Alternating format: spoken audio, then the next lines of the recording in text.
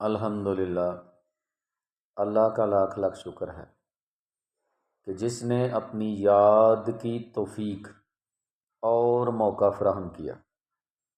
لاکھوں اور کروڑوں درود حضرت محمد مصطفیٰ احمد مجتبیٰ صلی اللہ علیہ وآلہ وسلم کی ذات پر کہ جن کے طفیل مالک الملک نے یہ مہربانی فرمائی۔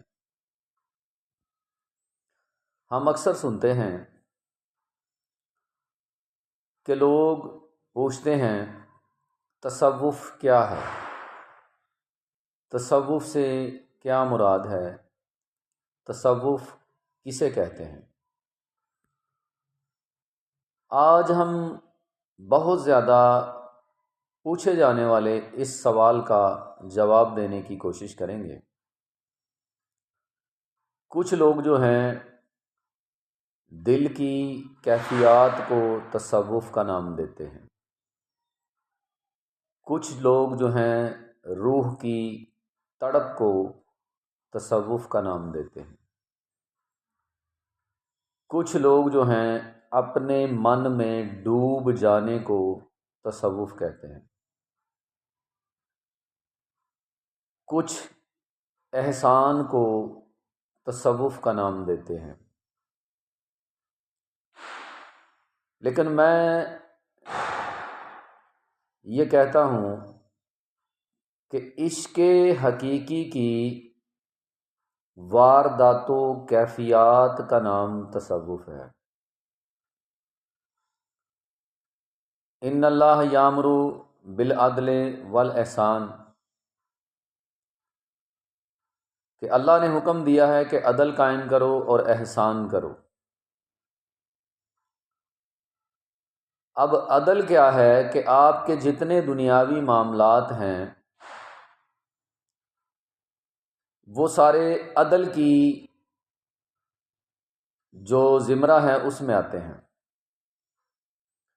کہ عدل کے زمرے میں یہ سارے دنیاوی معاملات، آپ کا لین دین، رہن سہن، یہاں تک کہ شریعت جو ہے وہ ساری کی ساری اس ایک لفظ عدل میں آتی ہے کہ عدل قائم کرو۔ یعنی شریعت مطہرہ پر عمل کر لیں گے تو آپ کا عدل جو ہے وہ قائم ہو جائے گا۔ آگے جو بات کی گئی ہے احسان کی، تو احسان ڈیفرنٹ معنوں میں استعمال ہوتا ہے، اس کے بڑے جامع اور بڑے گہرے معنی جو ہے وہ بنتے ہیں۔ احسان یہ نہیں کہ آپ نے کسی کو کچھ دے دیا، کسی کی ضرورت کے وقت آپ کام آ گئے تو وہ احسان ہے۔ اگر ہم اس کو وسیع پیمانے پر دیکھیں تو ایک مرتبہ جبریل علیہ السلام نبی پاک صلی اللہ علیہ وآلہ وسلم کے پاس آئے تو انہوں نے آپ سے 3 سوال کیے کہ ایمان کیا ہے۔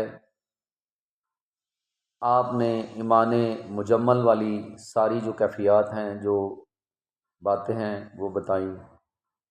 پھر اسلام کے بارے میں پوچھا تو آپ نے اسلام کے ارکان کے بارے میں بتایا تو انہوں نے کہا آپ نے ٹھیک کہا۔ اور اسی طرح جب تیسرا سوال احسان والا کیا کہ احسان کیا ہے،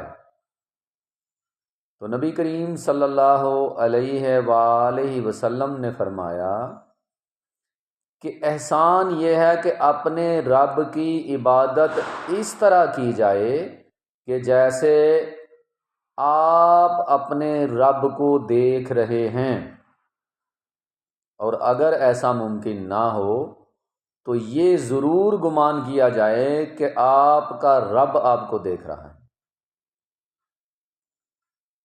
تو احسان یہی ہے کہ آپ اپنے مالک کی عبادت جو ہے پورے انہماک سے کریں،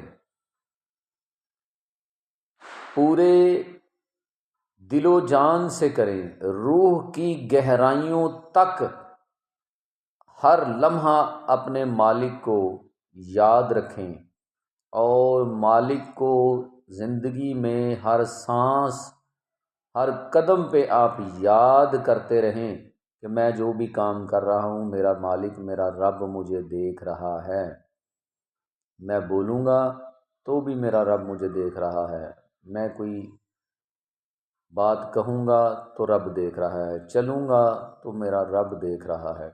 یعنی آپ نے اپنے رب کو ہر لمحہ اپنی سانس کے ساتھ یہ خیال کرنا ہے، آپ نے ہر لمحہ اس تصور میں رہنا ہے کہ میں اپنے رب کو اگر دیکھ رہا ہوں تو بہتر ہے، نہیں تو میرا رب تو مجھے دیکھ رہا ہے۔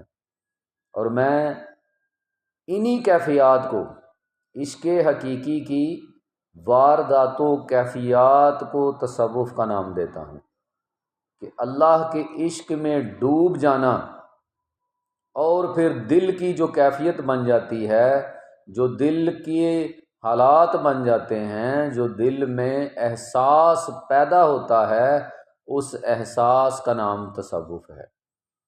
عشق حقیقی کی واردات و کیفیات کا نام ہی تصوف ہے۔ امید ہے کہ آپ کو بات کی سمجھ آ گئی ہوگی۔